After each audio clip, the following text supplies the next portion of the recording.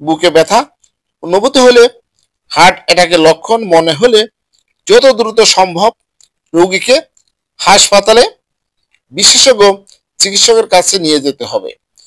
প্রয়োজনে জরুরি স্বাস্থ্য সেবায় ফোন দিতে হবে। আক্রান্ত ব্যক্তি যেন বেশি নড়াচড়া না করেন সেদিকে খেয়াল রাখতে হবে। শান্ত থেকে পরিস্থিতি মোকাবেলা করতে হবে। রোগী যদি জ্ঞান হারায় বা শ্বাস নিচ্ছে না এমন হলে সঠিক নিয়মে সিপিআর দিতে হবে।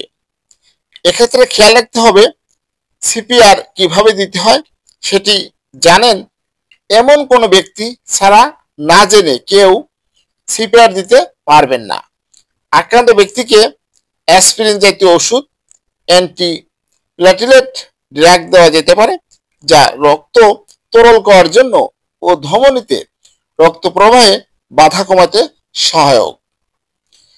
কারো যদি আগে থেকে হার্টের সমস্যায় নাইট্রোগ্লিসারিন জাতীয় ওষুধ খাওয়ার পরামর্শ দিয়ে থাকেন চিকিৎসক, তাদেরকে তাৎক্ষণিক অবস্থায় জিহ্বার নিচেই এই ওষুধ দেওয়া যেতে পারে, অন্যদের বেলায় দেওয়া যাবে না।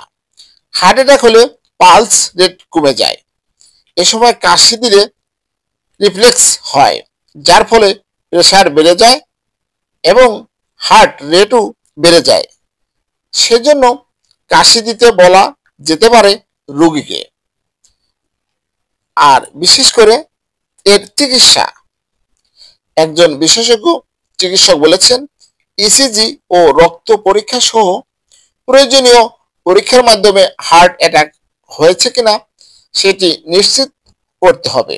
তাৎক্ষণিকভাবে রোগীর অবস্থা বিবেচনা করে রক্ত যাতে জমাট না বাঁধে, চর্বি না জমে সেজন্য রক্ত চলাচল স্বাভাবিক করা ও রক্ত তরল করার জন্য প্রয়োজনীয় ওষুধ দেওয়া হয় রোগীকে।